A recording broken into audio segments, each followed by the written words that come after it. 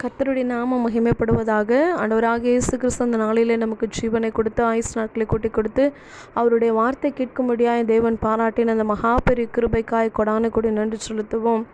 இந்த நாளிலும் கூட கர்த்தர் நம்மளோடு கூட வெளிப்படுத்தி பேசுகிற வார்த்தை ஏசாயா 38 அதிகாரம் 5 வசனம் இப்படி சொல்லுகிறது: உன் விண்ணப்பத்தை கேட்டேன், உன் கண்ணீரை கண்டேன், இதோ உன் நாட்களோடு 15 வருஷம் கூட்டுவேன் என்று சொல்லி இந்த நாளிலே இந்த சத்தத்தை கேட்டுக்கொண்டிருக்கிற அந்த வார்த்தையை விசுவாசிக்கிற நம்புகிற ஒவ்வொருவரையும் பார்த்து கர்த்தர் சொல்லுகிற காரியம், உன் விண்ணப்பத்தை கேட்டேன், உன் கண்ணீரை நான் கண்டிருக்கிறேன் என்று சொல்லி ஆவியானவர் இந்த நாளில் வெளிப்படுத்துகிறதை பார்க்கிறோம். இந்த வார்த்தை எசேக்கியா ரொம்ப வியாதிப்பட்டு மரணத்திற்கு ஏதுவாக இருக்கிறான் என்று சொல்லி பார்க்கிறோம். அப்படி வியாதிப்பட்டு அவன் மரணத்தை சந்திக்க போகிற அந்த சூழ்நிலையில் ஏசாயா நிமித்தமாய் கர்த்தர் வெளிப்படுத்துகிறார். எசேக்கியாவின் இடத்தில் அனுப்புகிறார். அனுப்பி சொல்லுகிற காரியம், நீர் உமது வீட்டு காரியத்தை ஒழுங்குபடுத்தும், நீர் பிழைக்க மாட்டீர், மரித்து போவீர் என்று கர்த்தர் சொல்லுகிறார் என்று சொல்லி எசேக்கியாவின் இடத்தில் சொல்லுகிறதை பார்க்கிறோம். இந்த வார்த்தையை, இந்த செய்தியை கேட்ட எசேக்கியா தன் முகத்தை சுவர்புறமாக திருப்பி கொண்டு கர்த்தரை நோக்கி அவன் விண்ணப்பம் பண்ணுகிறான். மரண படுக்கையில் இருக்கிறான் தான், மரண வேதனை தான். ஆல்ரெடி எப்போ நம்ம சாவோம், எப்போ நான் மரணத்தை பார்ப்பேன், எனக்கு எப்போ ஆகும், என் ஜீவனுக்கு ஏதாவது ஆயிருமா என்று சொல்லி அவன் ஆல்ரெடி வியாதிப்பட்டு அவன் மரண படுக்கையில் இருக்கிறான். ஒருவேளை நம்மளோட சூழ்நிலை கூட அப்படி இருக்கலாம். வியாதிப்பட்டு மரணத்தை குறித்து ஏன் என் சரீரத்தில் அந்த வியாதி வந்துச்சு, ஒருவேளை ஜீவனை குறித்து ஒருவேளை பயந்து கொண்டு இருக்கலாம். எப்போ என்ன ஆகும், எப்போ என்ன நடக்குமோ என்று தெரியல என்று சொல்லி ஒருவேளை பயந்து கொண்டு இருக்கலாம். இல்லை மரணத்திற்கு ஏதுவாக இருக்கிற வியாதியை போல ஒருவேளை கடன் பிரச்சனைகள் இருக்கலாம், போராட்டங்கள் இருக்கலாம், அவமானங்கள் இருக்கலாம், சமாதானம் இல்லாதபடிக்கு இருக்கலாம், குழந்தை இல்லாதபடி இருக்கலாம். ஏதோ ஒரு போராட்டம், ஏதோ ஒரு பிரச்சனை, அவமானம், மரணத்தை போல, மரண போராட்டத்தை போல ஒருவேளை போராடி கொண்டிருக்கலாம். ஆனால் கர்த்தர் இந்த நாளில் வெளிப்படுத்தி பேசுகிற காரியம், உன் விண்ணப்பத்தை கேட்டேன், உன் கண்ணீரை கண்டேன் என்று சொல்லி அவர் இந்த நாளில் வெளிப்படுத்தி பேசுகிறதை பார்க்கிறோம்.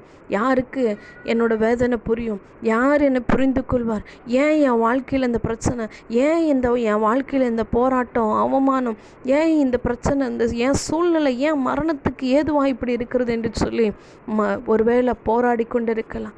மரண போராட்டத்தை போராடி கொண்டிருக்கலாம். அன்னைக்கு அப்படி போராடி கொண்டிருந்த மரணத்தை நீ சந்திக்க போறான்னு அப்படி என்று சொல்லி ஏசாயாவின் நிமித்தமாய் எசேக்கியாவுக்கு சொன்ன உடனேயும் அந்த எசேக்கியா தன் முகத்தை சுவர்புறமாய் திருப்பி கொண்டு கர்த்தரை நோக்கி விண்ணப்பம் பண்ணுகிறான்.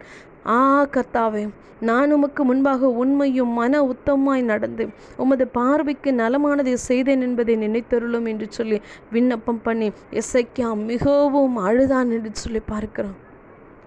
அப்பொழுது ஏசாயாவுக்கு உண்டான கர்த்தருடைய வார்த்தை, அவர் சொல்கிறார், நீ போய் எசேக்கியாவை நோக்கி, உன் தகப்பனாகிய தாவீதின் தேவனாக இருக்கிற கர்த்தர் சொல்லுகிறது என்னவென்றால், உன் விண்ணப்பத்தை கேட்டேன், உன் கண்ணீரை கண்டேன், இதோ உன் நாட்களோட 15 வருஷம் கூட்டுவேன் என்று சொல்லி அவர் வாக்குத்தத்தத்தை கொடுக்கிறார். மரணத்தை நீ சந்திக்க போற, நீ மறிச்சு போயிடுவேன் என்று சொல்லிவிட்டவர் எசேக்கியாவின் விண்ணப்பத்தை கேட்டவுடனே, எசேக்கியாவின் கண்ணீரை கேட்டவுடனே கர்த்தர் மனமிறங்கி மரணத்தை சந்திக்காதபடிக்கு ஆயுஸ் நாட்களோடு கூட 15 வருஷத்தை அவர் கூட்டி கொடுக்க அவர் வல்லவராயிருக்கிறார்.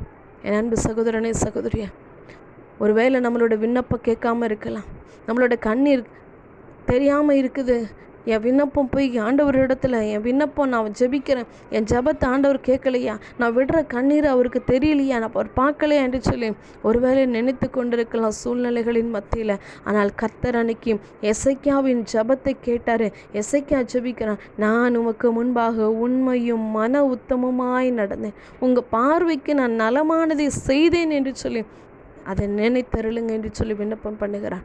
இன்றைக்கி நம்மளோட சூழ்நிலை மாறணும், நம்ம விண்ணப்பத்தை கேட்கணும், நம்ம கண்ணீரை காணணும். அப்படின்னா நம் தேவனுக்கு முன்பதாக எசேக்கியாவை போல உண்மையும் உத்தமமாக இருக்கும் பொழுது, அவர் பார்வைக்கு நலமானத காரியங்களை செய்யும் பொழுது, நம்ம இத்தனை நாள் விட்ட கண்ணீர், எந்த காரியத்துக்காக கண்ணீர் விடுறீங்களோ, எந்த சூழ்நிலையில் நீங்கள் விண்ணப்பம் பண்ணுறீங்களோ, கர்த்தர் இன்னைக்கு வெளிப்படுத்துகிற காரியம், இந்த சத்தத்தை கேட்டுக்கொண்டு இருக்கிற, கண்ணீரோடு இருக்கிற, விண்ணப்பம் பண்ணுகிற ஒவ்வொருவருடைய வாழ்க்கையில் இருக்கிற பிரச்சனையை மாற்றி கர்த்தர் விண்ணப்பத்தை கேட்டு கர்த்தர் கண்ணீரை கண்டிருக்கிறார்.